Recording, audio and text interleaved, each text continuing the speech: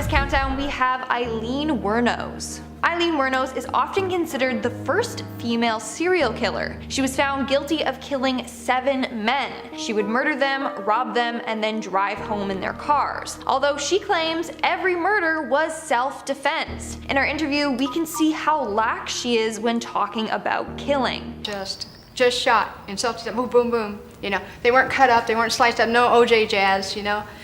And he said, I did the most horrendous crime in the whole wide world. Death and murder literally doesn't faze her at all. In fact, she claims that what she did wasn't even bad. Yeah, she tries to justify her actions by saying she just shot them, as if that's not a big deal. But you've been convicted of killing 7 men. Everybody's looking at the number. Does that not, you killed 7 men, 7 strangers, does that not make you a serial killer? So I didn't kill them every day, did I?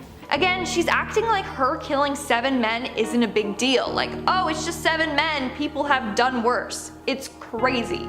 In our 9th spot, we have Albert DeSalvo. Albert DeSalvo, better known as the Boston Strangler, took the lives of 13 women between 1962 and 1964.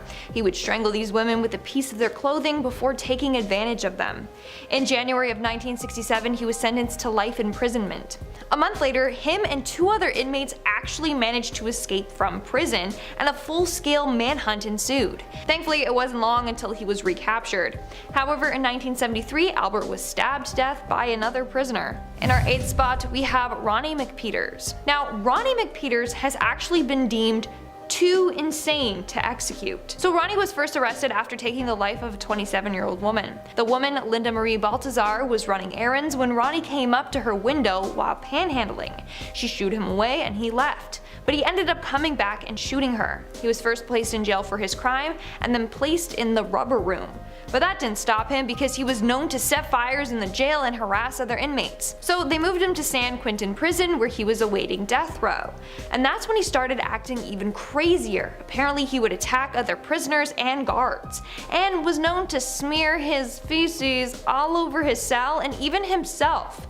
This behavior got him off of death row. They literally thought that he was far too troubled to be executed. In our 7th spot, we have Mark Chopper Reed. Mark Reed is an Australian criminal who lived a life of crime. He was known to rip off drug dealers, as well as he would kidnap and torture members of the criminal underworld. It's believed that he was responsible for the death of 19 people and the attempted murder of 11 others. In fact, the movie Chopper is based off of his life, and it's a wild movie. The things he would do were insane. For example, he had a fellow inmate cut both of his ears off so that he could leave H Division and be transferred to a different wing. He also once played Russian roulette with himself. Who does that for fun? In our 6th spot today, we have Jeffrey Dahmer. Jeffrey Dahmer is one of the most famous serial killers in the world. People all around the world know of him and the sadistic and disturbing crimes that he committed. From 1978 to 1991, Jeffrey murdered and dismembered 17 male individuals. What he did afterwards was even more disturbing. He would keep some of the body parts as souvenirs, even take photographs of the deceased. When police searched his home, they found it littered with human remains. Dahmer was finally arrested on July 22nd of 1991.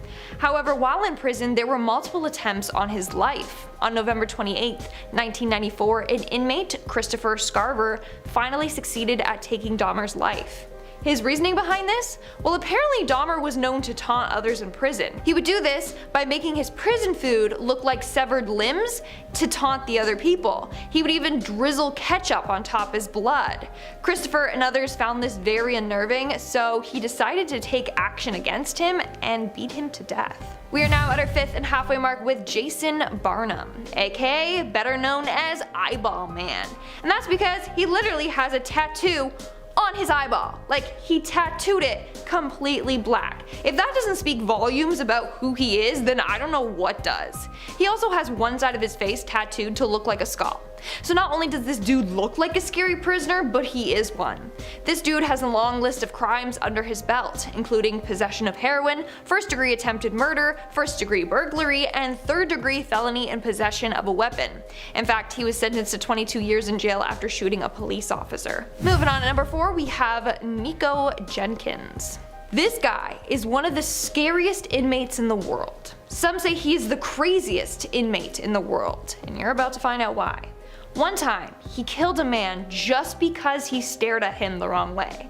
Not only that, but in court, Jenkins was known to speak in some weird language. He said he used this language to communicate with an Egyptian serpent god, and this god was the one giving him orders to kill people. He also enjoyed talking about the people he killed and smiled the whole time while doing so.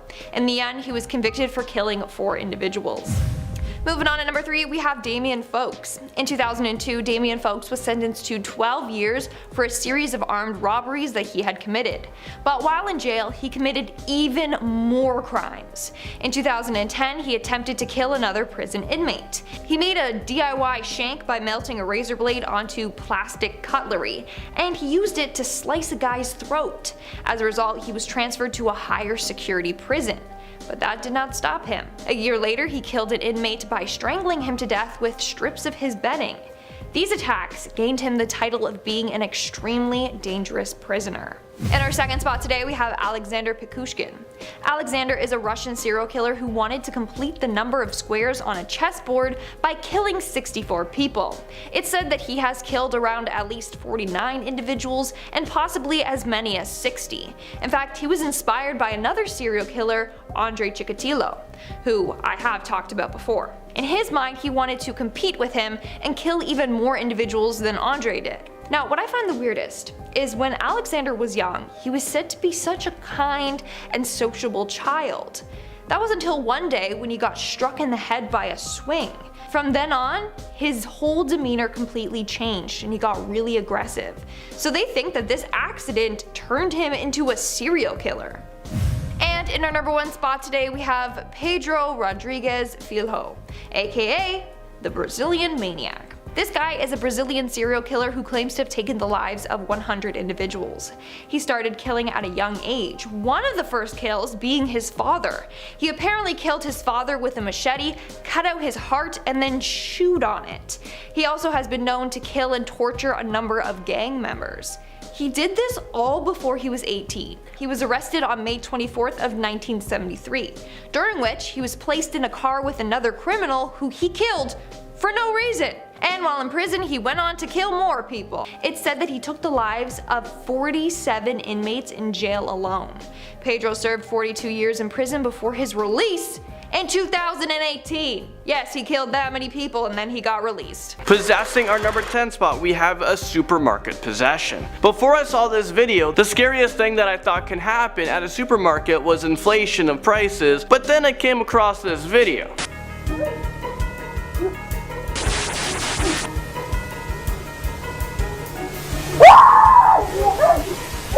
This clip is of a woman who is browsing a supermarket over in China, but suddenly she looks around and then her body becomes completely taken over by like a demonic spirit. Her head is thrown uncontrollably back and her body starts convulsing. People in the store approached her and try to help her out, but they become so scared, so all they can do is just watch from a distance and call the police. But maybe they should be calling the rain warden or maybe a priest to come perform some exorcism. I'm not sure what a police officer would do at this point. If I saw this woman possessed, like if I walk into a supermarket and I saw that, I would just turn around like it never happened and I would not shop there anymore. Moving on to number 9, we have the Night Stalker. Richard Ramirez, otherwise known as the Night Stalker, was an American serial killer and robber who killed 13 to 16 plus individuals. At his trials, the judge stated that he never showed any remorse for these doings. I think the creepiest part about his interview is when he admits to being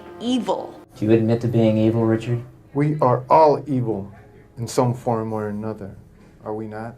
Yes, I am evil. Not 100%, but I am evil. And we see him try to justify his killings by saying the government does worse things to people than what he has done. Serial killers do on a small scale what governments do on a large one. They are a product of the times, and these are bloodthirsty times. Even psychopaths have emotions if you dig deep enough, but then again, maybe they don't. In our 8th spot, we have Edward Edwards. Edward Wayne Edwards, otherwise known as the Hook Man or the Man with the Hook, was an American con artist turned serial killer. In fact, when he committed his long list of crimes, he never wore a mask because he wanted to be famous. In 2010, he did an interview and confessed to all his crimes. Again, it makes me so uncomfortable listening to how killers took someone's life. Taking his hand, he's going through the bottom of the duffel bag trying to find the cigarettes, and I'm standing right here, and I have the sawed-off shotgun, and I ease it out of the bag while Danny's down there looking, and He's just too calm talking about all of this. During the interview, he also stated that he wanted the death penalty and thinks that he deserves it. I want the death penalty. You don't want us to be in prison for a long time on everything else that's going on. Right, I'm not a healthy man. In our 7th spot, we have Paris Bennett. During an interview with Piers Morgan, Paris Bennett, who at 13 years of age killed his young sister, admits that he did this as a way to punish his mother. Specifically, in the end, Yes. to cause your mother maximum pain.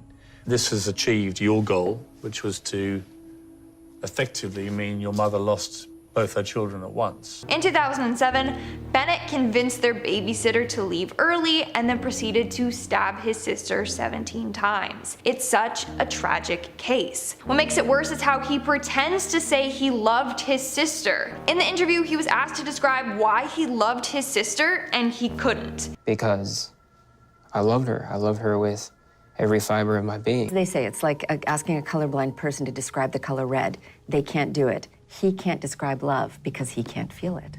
Exactly like she said, it's because Paris is incapable of feeling emotions. No guilt, no love, nothing. Moving on to number 6, we have Angela Simpson. Right. You murdered this man. Yes, You tortured him. of course. This is an interview with killer Angela Simpson. She was arrested after torturing and killing a man in a wheelchair for snitching. During this interview, she tells exactly what happened, how she did it, and why. The scariest part is how forward she is about this all. She doesn't care that she's going to prison or that she killed someone. You're not here to pretend to be remorseful. Of course not. Why would I do that? Are you remorseful? Not at all. She's not remorseful at all, and she's very open about everything. To my house, walked him down the street. I don't know why the media acts like the mother couldn't walk. He walked very well. Walked him upstairs, kicked his ass. Like, imagine being okay with taking someone's life. This interview sends shivers down my spine just listening to her and watching the stillness in her body and the calmness in her voice. We are now at our 5th and halfway mark with Manuel Vela. In 2016, a 28-year-old man, Manuel Vela, was arrested after killing his girlfriend and their unborn baby. In this interview, you can tell that Manuel suffered from schizophrenia. He claims that the father told him to kill his girlfriend and her baby. Keep in mind, he is the father to her baby. And then he says that he is the Antichrist. And that's where I cut her open when he told me to. Who told you to? The father, it's just the same one who was to communicate with Jesus Christ is when he was there. Although it seems like he is intoxicated during this interview, he is not. He's just experiencing hallucinations and delusions. In this interview, he also claims he would receive commands from outer space and extraterrestrials. A lot of people found this interview disturbing just because you can see how far gone Manuel is. He's no longer in control of himself. In our 4th spot, we have Arthur Shawcross. Arthur John Shawcross was an American serial killer in Rochester, New York that took the lives of 13 individuals. His first 2 murders were committed in 1972. He was caught for both and then sentenced to 25 years. But after serving 15 years, he was released on parole. That's when he continued on with the killings and took the lives of 11 different people. His interview is creepy for a number of reasons. Do you remember killing her? Yeah, possibly. He gives me the chills. He's just twitching and his voice is just so unnerving. But it gets worse once he starts talking about his crimes. How did you kill her? Probably strangulation. How do you know when they're dead? How? I don't know, just do. You can see that he won't admit it directly. He says maybe he killed her and maybe she died by strangulation. it gets worse. Reach over my shoulder like this, right behind my neck, and I pull out a brand new machete. When she backed out, I come up behind her. He's just a ruthless killer. In our third spot, we have Ted Bundy. Ted Bundy was an infamous serial killer who was responsible for murdering 30 women. Although it's thought that this number may be even higher. He would often kill these women in brutal ways. In his interviews, he shows no remorse for his actions, and the calm tone of his voice is very disturbing. I can see how certain feelings and ideas developed in me to the point where I began to act out on them. Certain very violent and very destructive feelings. Throughout this whole interview, Bundy tries to gain sympathy from the interviewer and the audience. You can see how he's trying to manipulate your emotions, which is terrifying. A lot of people commented saying that Bundy is trying to act human in these interviews. He knows exactly what to say and how to say it to manipulate you. It was like something had, say, snapped, that I knew that I couldn't control it anymore, that these barriers that I had learned as a child, that had been instilled in me, were not enough to hold me back with respect to seeking out and harming somebody. It's a huge reason why he was so famous and had a huge media following. Moving on, at number 2, we have Beth Thomas. Beth Thomas was a young girl featured in a documentary titled The Child of Rage. At such a young age, Beth displayed psychopathic tendencies, including harming her brother on a number of occasions and trying to kill her parents. Her parents were terrified of her and her brother Jonathan's safety, as they should be. Take a look at our interview. Why is your brother afraid of you? Because I hurt him so much. Mm-hmm. Okay. And what, at nighttime, what do your parents do to your door? Lock it shut. Why do they lock it shut? Because they don't want me to hurt John. So on a number of occasions, Beth would go into her brother's room at night to try and kill him. On top of that, she used to steal knives from the kitchen to try and harm her family with. Big sharp ones. And what do you want to do with those knives? Kill John and Mommy with them, and Daddy. That's not all. Here is her recounting the time she hurt Jonathan. And what happened to your brother? Tell me about it. His head hurt real bad, but his chin, he had to have stitches in it. Now apparently doctors deemed that she acted this way as part of her traumatic past. Now it's said that after years of therapy, she is now a healthy adult. And in our number 1 spot, we have Jeffrey Dahmer. I desensitized myself to it. I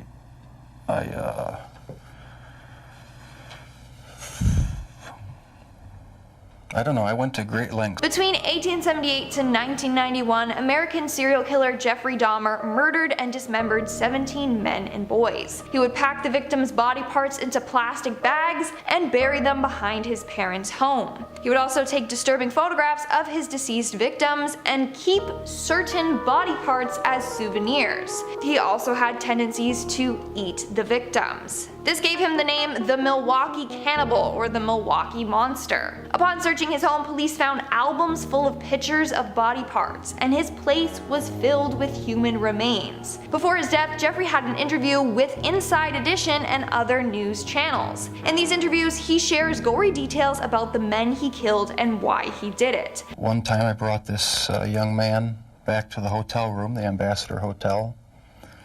Was just planning on drugging him and spending the night with him. Had no intention of hurting him. What's creepy is how calm he is talking about all this. Like he's murdered so many people and shows no remorse, just like all the other serial killers on this list. I was handcuffed, and it was just the realization that there was no point in trying to hide my actions anymore. Hearing him say that he kept the dead with him as long as possible makes me sick. When police raided his house, they found heads were in the fridge and freezer. 2 skulls were on display in the house, and they found a 57-gallon drum filled with decomposing bodies in his room. Starting off this countdown, we have Donald Harvey, aka the Angel of Death. Donald Harvey is a nurse turned serial killer. So he was working in a hospital as a nurse and was secretly killing off his patients. To him, he was doing them a favor. He thought that his chronically ill patients needed a relief from the pain, so he would smother them with pillows or would poison them or let their oxygen tanks run out. It's believed that he took the lives of over 70 people.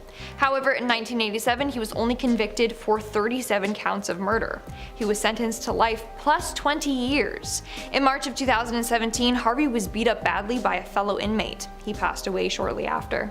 Indian exorcism comes onto this list at number 9. In one of the most prestigious Hindu temples in India, well, there is a locked room that holds some of the most tormented people in India. It's called the Cave of Spirits, and it is known as the last hope for people who are possessed by a demon. Several girls in a nearby village have become possessed by an unknown spirit. The families tried everything to get rid of the demon, but nothing worked. So they attempted to perform an exorcism in the temple. One by one, the girls break down. When the spirit comes forth, the girl loses all control over her body. The exorcism appeared to be successful.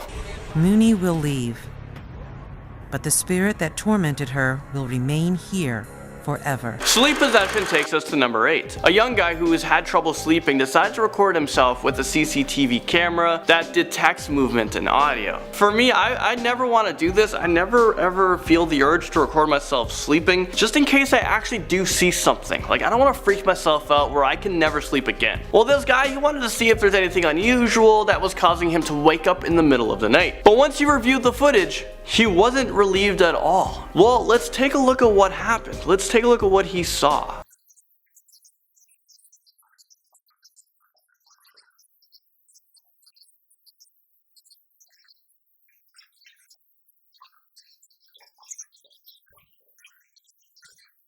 Yeah, this is exactly why I don't ever want to record myself sleeping. I don't want to know what weird things are lurking in my room or if I'm being possessed by a sleep demon. Sometimes I have a hard time sleeping, and by sometimes I mean all the time, or I wake up tired, but I'm definitely not going to investigate why. I don't want to know that I've been possessed by like Freddy Krueger or something. Number 7, we have the exorcism of ANNELIESE MICHEL. When she was 16 years old, ANNELIESE suffered from a major seizure and was diagnosed with temporal lobe epilepsy. She was prescribed a medication, but that didn't stop her seizures. ANNELIESE said that she kept seeing devil faces throughout the day, and she was even complaining of depression and hearing voices. The voices told her that she would rot in hell and that she was cursed. So her family began to believe that she was possessed by a demon, and they called a priest to perform an exorcism. That's when things got out of hand. Here is some audio taken from the exorcism.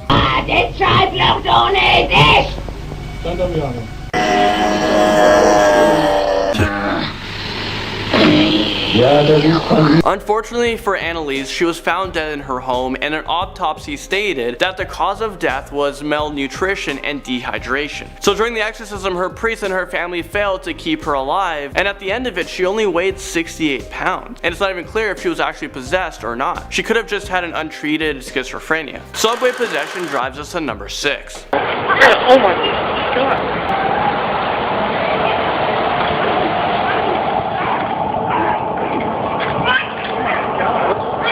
Is this real life right now? I mean, good luck sleeping tonight. I don't even know what just happened. Apparently this footage was filmed in a subway station in San Francisco. Someone get that woman a Snickers. But all jokes aside, I really hope that people filming this called the police or told the authorities at the subway station, because she looks like she could seriously hurt herself. I think that she isn't possessed by a violent demon, then she must have snorted some like flakka, because I don't know what else this could be. I'm pretty scared from this, so let's move on. And what the heck is flakka? Who's naming these things? Pope Francis' exorcism blesses us at number 5.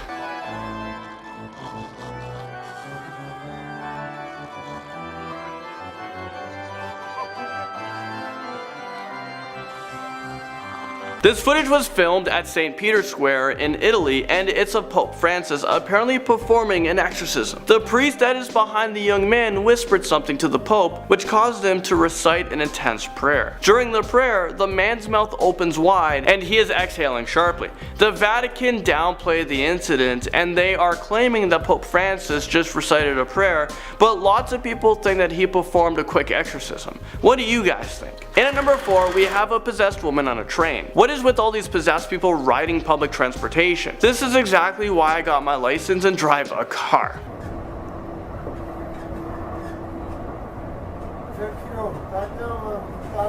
I'm officially freaked out. This possessed woman was filmed on a train that was in Alberta, Canada. After she looked at her cell phone, she started to act really weird, and she suddenly attacked another passenger who was sitting beside her. Whoa. Whoa, chill. She grabbed the man's throat and punched him with her other arm. So yeah, she was either possessed by a demon, or this is the direct result of using some drugs. Or this is the direct result of using drugs. I'll let you guys be the judge. Convenience store possession checks us into number 3. This footage is brought to us by a security camera in a convenience store.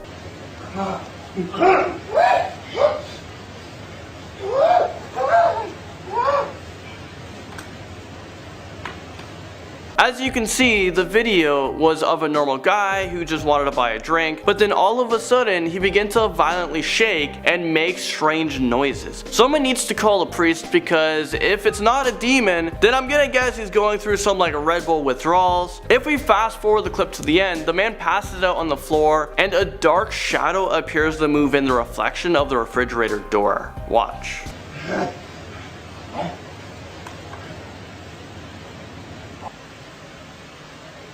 A bloody demonic possession takes us to number 2. Você não é poderoso. Jesus, Deus está aqui. Deus é maior do que tudo.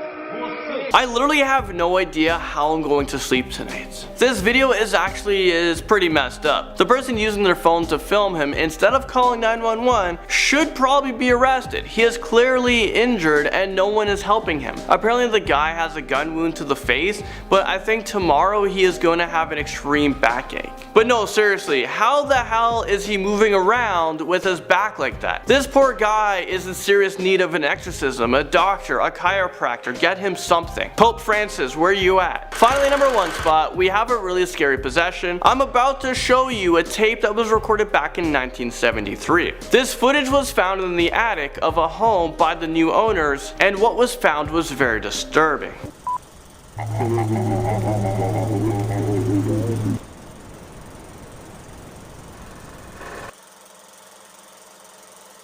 Okay, what the hell was up with that creepy ass laugh? That will literally haunt me for the rest of my life.